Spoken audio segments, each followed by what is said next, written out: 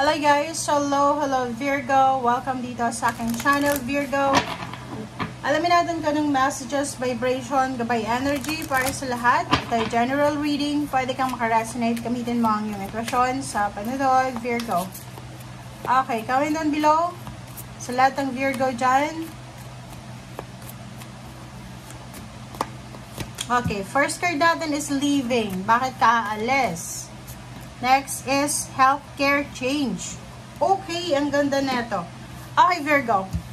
Yung first two cards mo dito sa first deck natin is all about healthcare change routine. Parang ganon. If for example, meron kang mga health, like yung mga regimen mo, diba? Yung mga eating habits mo, like masyado kang maraming kumain, or hindi ka naman masyadong kumain, parang ganon, mahilig ka sa sweets, mahilig ka sa oily, mahilig ka sa tinapay, mahilig ka sa rice, sa white bread, ganyan, ganito. Nakikita ko sure dito na isang decision making ang gagawin mo. Okay? Parang tawag dito, mag-change ka. Mag-change ka ng iyong mga eating habits, parang gano'n. Doon naman sa mga physical issues, like mga bisyo talaga. May bisyo talaga kayo. Nakikita ko na unti-unti kayong magiging parang yun, aalis kayo sa sitwasyon na yan.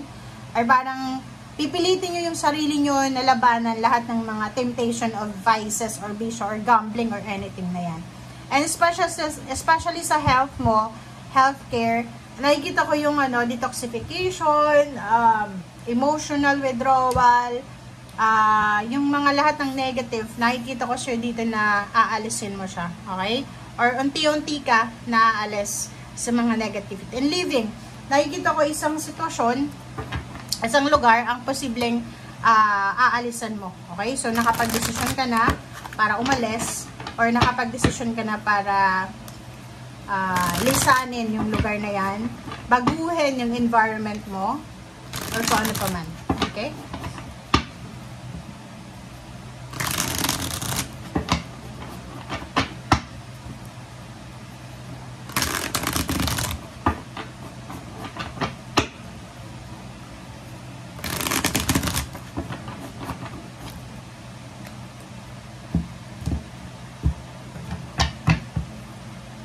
Okay, first card natin sa second deck natin is Six of Wands. Wow! Victory, success, recognition, awards, rewards, happiness. Victory siya, triumphant success. So, nakikita ko sir dito, 6 days from now, magbilang ka. Or pwedeng ano ba ngayon? Sunday, Monday, Tuesday, Wednesday, Thursday, Friday. Pwedeng Friday or next week. Nakikita natin yung victory and success dito. So, pwedeng 6 weeks, 6 days, 6 months, 6 years. Yung pinaka matagal 6 years. Nakikita ko yung victory and success. May recognition, may awards, rewards. Pag-uusapan ka ng mga tao dito. Okay? Expect mo na to, Virgo, na maraming tao yung pag-uusapan ka.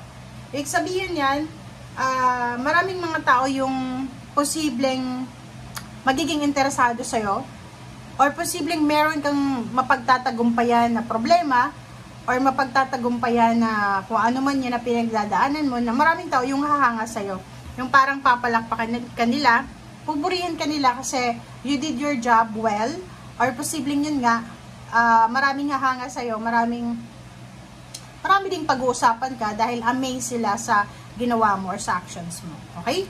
So, that card, nandito yung end of something, leaving. So, parang nakikita ko sure dito na pupunta ka na sa Six of Wands, diba? So, papunta ka na sa success, sa victory, and paalis ka na sa mga scarcity, sa problema, sa mga negative issues, sa lahat ng negative, sa lahat ng hindi maganda, papunta ka na doon sa positive. Okay? For Wands, pwedeng tungkol to sa relationship, pwedeng nasa long distance relationship, pwedeng magkita na, pwedeng nagpapatayo ng bahay, tapos ngayon malapit nang mapagpatayo yung bahay, malapit nang makompleto yung pamilya, malapit nang makompleto yung mga materyales, parang ganon.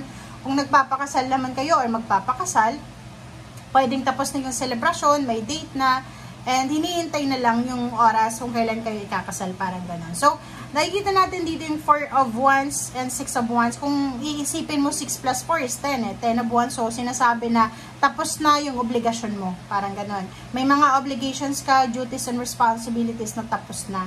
So, next level ka na, next stage ka na, next blessing na yung tatahakin mo. Okay?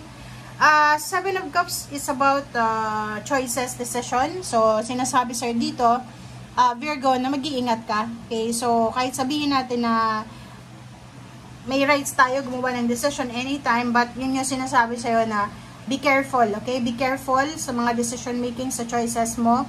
Pag-isipang mabuti 10 beses, 11 times, 20 times, 15 times para hindi ka magsisi sa bandang uli.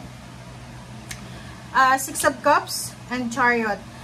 Nakikita ko isang mabilis na pagkikita from your past. So, may mga dating magkaibigan, dating magkakilala, dating magkarelasyon, magpipinsan, magkakamag-anak. Ang posibleng magkita ulit and posibleng sila ay magkaroon ng chance para magkabalikan, parang ganun. So, yung progress dito, so nakikita ko isang past plans, past na plano mo, or motivation mo sa buhay, ang posibleng babalik, aarangkada naman. So, like example, plano mo dati is makapag-abroad, plano mo dati is magkaroon ng anak, plano mo dati is magtrabaho sa isang mataas na kumpanya, nakikita ko na babalik ulit to. So, nakikita natin yung planong pagta-travel. Okay? It's either international or local. Okay, Queen of Wands, and then the Moon. So, nakikita ko siya dito yung the Moon and Queen of Wands. Yung worries and fear mo. So, nakikita ko siya dito. Meron ditong Virgo. If you're married Virgo, comment down below. Kasi, nakikita ko siya dito. Ang dami mong plano eh. From the past and present.